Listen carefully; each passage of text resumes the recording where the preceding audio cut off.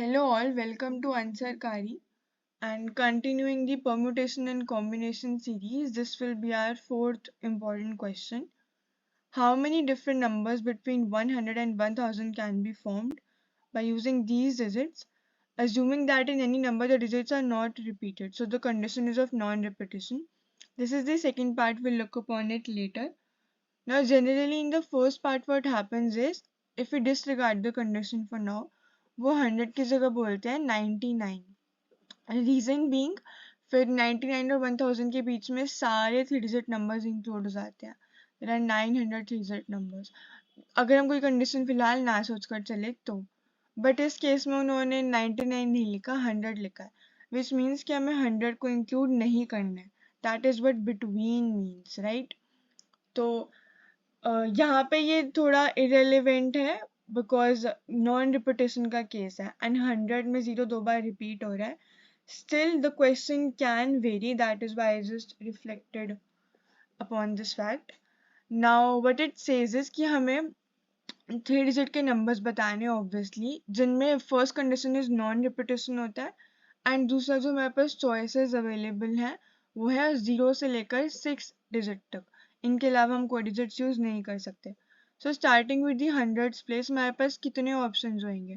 We have 6 digits because 0 लिखेंगे तो जो नंबर है वो 2 डिजिट का बन जाएगा, but we need a 3 digit number. So will write here 6. Now at the tens place, how many options do we have? What are the choices that we can fill up this place with? अब एक 1 to 6 में से एक digit already use हो चुका है, so we'll subtract 1 from this. So 5 हो जाएंगे प्लस वी हैव 0. हम 0 को भी तो यहाँ फिल कर सकते हैं. So we'll again have 6 options here.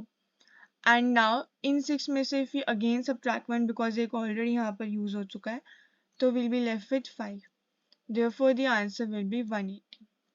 So we have total 180 numbers जो ये दोनों conditions को satisfy करता है. That is which are made up of these distinct digits and इनमें digits जो है वो repeat नहीं हो रहे हैं इन numbers में. And also they lie between 100 and 1000. Also find how many of these will be divisible by 5. अब divisibility by 5 चेक करने के लिए हमें दो केस बनाने पड़ेंगे. केसेस इसलिए बिकॉज 0 का हल्का सा हमें we'll have to look upon, because 0 एक तो जो 100 स्पेस है उस पर नहीं आ सकता. सेकेंड, डिविजिबिलिटी बाय 5 में पीछे दो ही ऑप्शन हो सकते हैं, इधर 0 पीछे एज इन के 1 प्लेस पर, इधर 0 और 5. Only then will the number be divisible by 5. इसलिए we'll draw here two cases. Case 1 में if we draw here 3 dashes and case 2 also 3 dashes, तो केस 1 में अगर हम ये मानकर चले कि जो 1 प्लेस है उस पर 0 आ रहा है, this 1 that is fix digit is for 0. And case 2 में हम मान के चलते हैं कि ये जो फिक्स डिजिट है ये 5 है. तो पहले केस 1 का देखते हैं. अब यहाँ पर क्योंकि हमने 0 फिक्स कर दिया है तो obviously we can not use 0, so we'll cancel it out. Not the options available to us for the hundreds place will be 6. हम 6 में से कोई भी डिजिट यूज कर सकते हैं. बट अब क्योंकि हमने यहाँ पर एक यूज कर लिया है, 6 हमने यहाँ इसलिए लिखा है because 0 has already been used. वो अलग बात है कि 0 वैसे भी यहाँ नहीं लिखा जा सकता था. That we look upon in another way in the case 2. But for now in case 1 6 options है 100 प्लेस के लिए. Then for the 10th place we'll have -1 that is 5 options because इनमें से एक ऑलरेडी यूज हो चुका है. So we'll have total 30 numbers that will have 0 that will be divisible by 5 and जो ये सारी conditions को fulfill करते हो. In the case 2 अगर हम 1's place पर 5 मानकर चलेंगे, so we'll write here 1 क्योंकि यहाँ पर एक ही चीज आ सकती है, एक ही ऑप्शन है हमारे पास. Now at the hundreds place the option that will remain is, एक तो हम 5 नहीं लिख सकते obviously because 5 has been used and non repetition का केस है तो repetition allowed नहीं है. दूसरा हम 100 प्लेस पर ना 0 भी नहीं रख सकते. सो टोटल कितने डिजिट्स है? 7. 7 में से 2 माइनस करेंगे तो 5. 2 माइनस क्यों करा? एक तो 5 के लिए बिकॉज 5 यूज हो चुका है, दूसरा 100 प्लेस पर 0 नहीं आ सकता. Then for the 10th place what we have is, अब यहाँ पर हमने ऑलरेडी एक यूज कर लिया है, कोई भी एक इनमें से, तो again will be left with 5 options because एक तो 5 यूज करा है और एक यहाँ पर हमने कोई भी अपना डिजिट यूज करा है. Except for 0 of course. तो यहाँ पर जो ऑप्शंस बचेंगे, टोटल हमने 2 यूज करे हैं राइट, इन सब में से 7 में से। So again we'll have 5 options here, so we'll write 25, so this will be 55।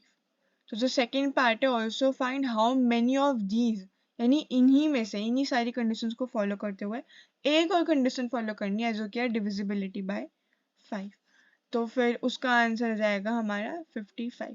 This is the answer for the first part and this is the answer for the second part of the question. Moving on to the 25th question, we see find the number of arrangements of the letters of the word independent. So these are the 4 other parts that we need to tackle. But first we'll find the answer to this question. The number of arrangements of these letters of the word independence. So we'll write here independence. अब इसमें letters कितने हमारे पास, total letters है 12। अब अगर हम recurring को या फिर जो ऐसे एलिमेंट्स हैं जो कि आइडेंटिकल है, अगर हम उनको चेक करें तो we have N, D and E. N comes 3 times, D comes 2 times and E comes 4 times। सो अगर हम टोटल नंबर ऑफ अरेंजमेंट्स निकालें तो it will be 12 factorial, 3 factorial into 2 factorial into 4 factorial. And the answer to this will be 1663200 if we solve it. Then we will start with the first part. Do the word start with P? अब इनमें से हमें check करना है कि ऐसे कितने arrangements हैं या फिर कितने नंबर्स ऑफ अरेंजमेंट्स हैं जिनमें जो ये वर्ड है ये P से स्टार्ट होता है। अब जब भी हम कोई चीज़ फिक्स कर लेते हैं तो व्हाट वील डू इज, हम यहाँ पे 1 लिख देते हैं। This 1 is for the letter P, यानी कि यहाँ पे एक ही ऑप्शन आ सकता है, इसलिए हम यहाँ पे 1 लिख देते हैं। हमारे पास कितने डैशेस बचेंगे, 11। So it will B 11 factorial. अब क्योंकि P का रिपीटेशन का ऐसा कुछ केस नहीं है तो P को हम साइड रखते हैं। जो 11 हमारे पास एलिमेंट्स बचे हैं, यानी कि 11 हमारे पास जो लेटर्स बचे हैं, हम उन पे फोकस करेंगे। उनमें जाहिर सी बात है सेम ये इंक्लूड हो रहा है तो रिपीटेशन तो होएगी। तो again we write here 3 factorial into 2 factorial into 4 factorial. Same ये लिखने के बाद the answer we'll get is 138600. This will be the first case. Now coming to the second case, fix कर लेंगे first case में हम यहाँ पे because P से start हो रहा है तो we'll write 1 and rest will be the same जैसे कि हमने इस पहले वाले को किया था। Now do all the vowels always occur together? इस केस में वोवल्स के हमेशा साथ अकर होने की बात हो रही है। तो वोवल्स कौन कौन से हैं, आई है, we have E and no other vowel. Okay, तो यानी कि हमारे पास टोटल 5 लेटर्स हैं, आई ई ई ई। ठीक है, तो एक तो हो गया, ये पूरा एलिमेंट हो गया। अब अगर हम 12 में से 5 माइनस करें तो 7, यानी कि हमारे पास 7 और एलिमेंट्स या फिर 7 और लेटर्स हैं जो कि हैं कॉन्सोनेंट्स। तो टोटल हमारे पास कितने एलिमेंट्स हो गए, 8। अब पहले हमें इनके अरेंजमेंट को भी देखना पड़ेगा, फिर हमें इनके अरेंजमेंट को भी देखना पड़ेगा एंड ऑब्वियसली इन 8 एलिमेंट्स के अरेंजमेंट को तो देखना ही देखना है। तो पहले हम जो एलिमेंट्स हैं इनके अरेंजमेंट को देखेंगे कि जो ये कॉन्सोनेंट्स हैं इनको हम अरेंज करेंगे और फिर इस पूरे एलिमेंट को भी कहाँ कहाँ पर अरेंजमेंट होएगा, उसके लिए will directly right 8 factorial upon में। अब अगर हम सिर्फ एलिमेंट से फोकस करें, इस एलिमेंट के अंदर क्या है हम उस पर फोकस नहीं करेंगे इधर, क्योंकि वोवल्स को हमेशा इकट्ठा ही आना है, इसलिए हमने इन 500 एलिमेंट्स को एक ही एलिमेंट माना है। तो अगर हम देखें कि इन 8 एलिमेंट्स में से क्या क्या रीअकर हो रहे हैं, क्या क्या ऐसे एलिमेंट्स हैं जो कि दोबारा आ रहे हैं जो कि आइडेंटिकल है, तो 3 factorial into 2 factorial. Reason being N और डी, इन एलिमेंट्स में एन और डी है कॉन्सोनेंट्स, इसलिए हम 3 फैक्टोरियल इंटू 2 फैक्टोरियल कर देते हैं। फिर हमें इनके भी इसको देखना है अरेंजमेंट्स को, जो ये वोवल्स है जो हमने इकट्ठा करे, तो हम 5 फैक्टोरियल लिख देते हैं नॉर्मली जैसे हमने पहले के केसेस में करा। बट अगेन ई यहाँ पर 4 बार आ रहा है, so we'll have to divide it by 4 factorial, then we'll multiply these to.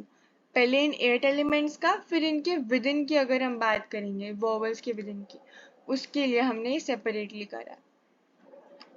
If we solve this, the answer we get is 16800. So these are the two parts. Focusing on the third part, do the vowels never occur together? तो never occur together की case में directly हमें क्या करना है, जितने भी cases हैं, यानी कि जो हमने ये निकाला था दिस थिंग, जितने भी केसेस हैं it will be 2 0 0 no other thing. So जितने भी हमारे पास टोटल निकले हैं इनमें से हमें सब्ट्रैक्ट कर देना है सेकेंड केस को, do the vowels always occur together, तो do the vowels never occur together. तो अगर हम इनमें से इनको माइनस कर देंगे, we'll get our answer for the third part directly, which will be 1646400. This will be our direct answer. And for the fourth case, do the words begin with I and end in P. Again इसके लिए अगर हम देखें तो I से start हो रहा है, तो we'll write 1 here. तो ये जो I है ये जो 1 है ये I के लिए है. Then P से end हो रहा है, right? And end in P. तो P से end होने के लिए we have to write 1 here, I'm sorry. And this 1 is for P. तो 1 is like compulsory, यहाँ पे एक ही चीज़ आ सकती है. In between we'll be left with 12 minus 2, that is 10 letters. अब इन 10 letters में repetition हो रही है because obviously I and P do not get repeated, तो हमें उस चीज़ में indulge नहीं होना है. तो 10 factorial upon, again we'll have 3 factorial into 2 factorial into 4 factorial, and the answer for this will be 12600. So this will be the answer for this question. Thank you.